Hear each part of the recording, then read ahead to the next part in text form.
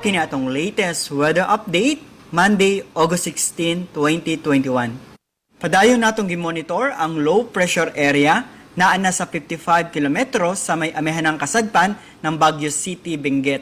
O kining low pressure area, posible kining mag-dissipate within 24 to 48 hours. Samtang ang Easterlies or init na hangin gikan sa dagat Pasipiko ang nakaapekto sa silangan bahin sa Visayas kasama na ang lalawigan sa Mindanao.